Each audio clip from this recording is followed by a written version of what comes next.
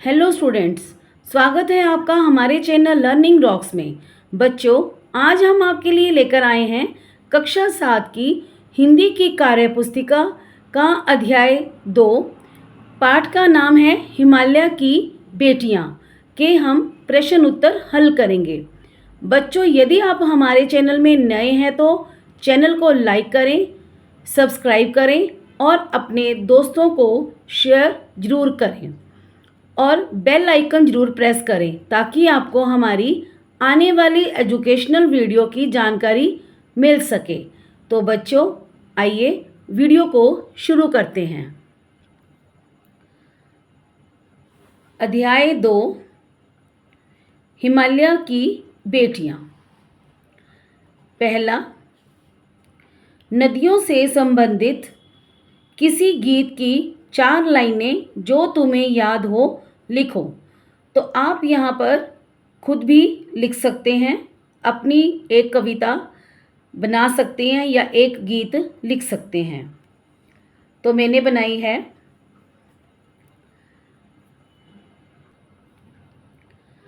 बहती जाती नदियाँ रानी, चलती रहो थकना मत तुम, नदियाँ रानी जीवन धारा, तुमसे ही तो सारा जग प्यारा।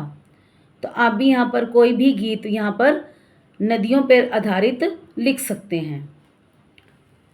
दूसरा, जिस प्रकार से पानी के बहने की आवाज़ को कलकल कहा जाता है, इसी प्रकार इन आवाज़ों से संबंधित शब्द लिखो। तो जैसे पानी के बहने की आवाज़ को हम कलकल कहते हैं, तो अब हम वैसे ही ये शब्द बनाएंगे। क, हवा का चलना सरसर। ख, पक्षी के पंख की आवाज़ फरफर। स, सूखे पत्तों के हिलने की आवाज़ सनसन। द, बादलों का गरजना हर हर या गड़गड़ भी लिख सकते हैं। अण, बारिश की बूंदों की आवाज़ टिप टिप। अगला प्रश्न, हिमालय पर देवदार, चीड़, सरों, चिनार, सफ़ेदा आदि के पेड़ पाए जाते हैं। तुम्हारे आसपास कौन कौन से पेड़ पाए जाते हैं? तो आपने जो भी आपके आसपास हैं, आप उन पेड़ों के नाम लिख सकते हैं। आमतौर पे हमारे आसपास पीपल का, बड़ का, बेर का, जामुन का पेड़ भी होता है, तो आप यहाँ पर लिख सकते हैं आम, पीपल, बड़, जामुन, बेर आदि। अगला प्रश्न, नदी से नदियाँ व बेटी से बेटियाँ बना है, इसी तरह के 5-5 नए शब्द बनाओ। जैसे हमने नदी से नदियाँ बनाया है, बेटी से बेटियाँ बनाया है, हमने ऐसे ही अपनी मर्जी से यहाँ शब्द लिखने हैं, जिसको हम अपनी हिंदी व्याकरण के अंदर एक वचन बहुवचन बोलते हैं ना, वैसे ही ये हैं। बोरी बोरियाँ, चोटी चोटियाँ, चूड़ी चूड़ियाँ, मोरी मोरियाँ, घड़ी घड़ियाँ, कली कलियाँ। तो आपने ऐसे ही अपने शब्द बना सकते हैं। 5वां, नीचे दिए गए वाक्यों को इस प्रकार से बदलो कि उनका अर्थ नहीं बदले। उदाहरण, किसी लड़की को जब मैं देखता हूँ जब मैं किसी लड़की को।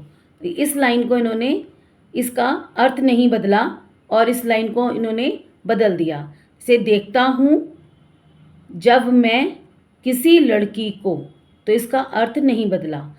तो इन्होंने ये उदाहरण दिए। अब हम करेंगे क्वेश्चंस। क, हिमालय की छोटी बड़ी सभी बेटियां आँखों के सामने नाचने लगती हैं। तब हम इसको बनाएंगे, आँखों के सामने नाचने लगती हैं हिमालय की छोटी बड़ी सभी बेटियां। आँखों के सामने नाचने लगती हैं हिमालय की छोटी बड़ी सभी बेटियां। तो इसका अर्थ यहाँ पर नहीं बदला। ख, संभ्रांत भ्रांत महिला की भांति वे प्रतीत होती थीं।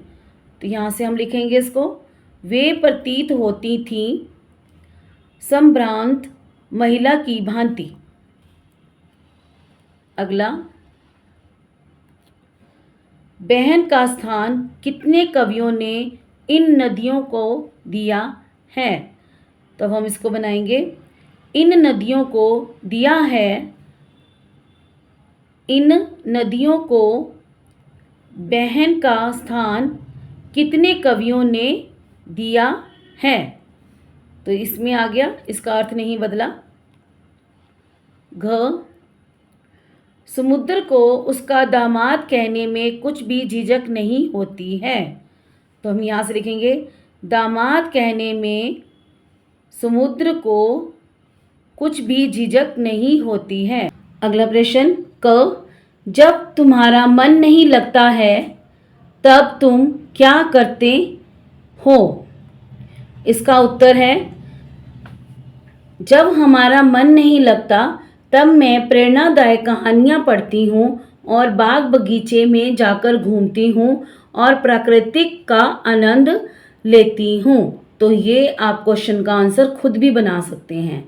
यदि कोई लड़का है तो यहाँ पर पढ़ता लिखेगा, और यदि कोई लड़की है तो ये पढ़ती लिखेगी लेती है। तो आप यहाँ पर ये क्वेश्चन खुद अपने आप इसका आंसर बना सकते हो। अगला, अपने दोस्तों से बात करके लिखो कि वे जब उदास होते हैं तब क्या करते हैं। तो ये क्वेश्चन भी आप इसका आंसर भी खुद बना सकते हैं। मैंने बनाया है, वे टीवी देखते हैं, नए नए खेल खेलते हैं, बाहर टहलने चले जाते हैं। अब हम करेंगे अगला क्वेश्चन, 7वां, लेखक ने हिमालय की तुलना सभी नदियों के पिता के रूप में ही क्यों की। सभी नदियाँ हिमालय से निकलती हैं और वे हिमालय की गोद में बच्चों की तरह इठलाती हैं और खेल खेलती हैं। अगला प्रश्न, नीचे कुछ बातें लिखी गई हैं, इनसे संबंधित पंक्तियां पाठ में से ढूंढकर लिखो। तो पहला है, क, जब ये नदियाँ बहते बहते जंगलों में पहुँचती हैं तब इतना शांत हो जाती हैं जैसे कोई व्यक्ति अपनी पुरानी बातों को याद करते समय शांत हो जाता है। तो इसका उत्तर है, जब नदी जंगलों में बहती है तो आसपास का वातावरण शांत, हरा भरा और सुकून देने वाला होता है, जैसे उसे कहीं जल्दी नहीं है, जैसे वह भी पुराने समय, पुराने रास्ते और पुराने पल याद करती हैं। अगला, जब लेखक ने हिमालय के ऊपर चढ़कर नदियों को पतली पतली धाराओं के रूप में निकलते देखा तो वह बड़ा आश्चर्य करने लगा कि यही नदियाँ मैदानों में विस्तार लेकर कैसे बहने लगती हैं। इसका उत्तर है, जब मैं हिमालय के ऊपर चढ़ा तो नदियों का कुछ और रूप सामने था। मैं हैरान था कि दुबली पतली गंगा, यमुना, सतलुज समतल मैदान में इतनी विशाल कैसे हो जाती है। अगला प्रश्न, विशाल हिमालय की बर्फ के धीरे धीरे पिघलने पर बूंद बूंद पानी इकट्ठा होकर कब ना जाने 2 महान नदियों में बदल गया और समुद्र में बहता जा रहा है। इसका उत्तर है, बर्फीली पहाड़ियाँ, छोटे छोटे पौधों से भरी पहाड़ियाँ, दुबली पतली नदियाँ, समतल जगहों पर इनका विशाल रूप और बाद में इनका समुद्र में मिल जाना। अगला प्रश्न, इस चित्र में क्या क्या दिखाई दे रहा है।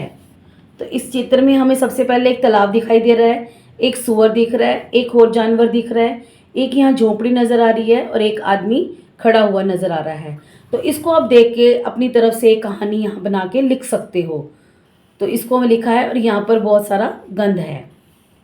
एक ऐसा तालाब जिसके आसपास गंदगी फैली हुई है, सूअर तालाब में खड़ा होकर गंदगी में मुंह मार रहा है। वहाँ एक और जानवर खड़ा है और दूर एक झोंपड़ी भी है। एक व्यक्ति खड़ा होकर ये सब देख रहा है। तो ये आप कहानी खुद भी बना सकते हैं। अगला प्रश्न, अपने आसपास के तालाबों, नदियों को इस तरह की गंदगी से बचने के लिए तुम क्या क्या कर सकते हो और अपने दोस्तों के साथ चर्चा करके लिखो। तो ये क्वेश्चन का आंसर भी तुम खुद बना सकते हैं, पर अब मैं बनाया हुआ है। मैं अपने दोस्तों के साथ मिलकर तालाबों और नदियों को साफ करूंगी और लोगों को जागरूक करूंगी कि वे भी तालाब और नदियों के आसपास कूड़ा करकट ना फैलाएं। तो इसमें यदि लड़कियां हैं तो करूंगी, करूंगी लिखेंगे। यदि कोई लड़का है तो यहाँ लिखेंगे कि साफ करूंगा और जागरूक करूंगा।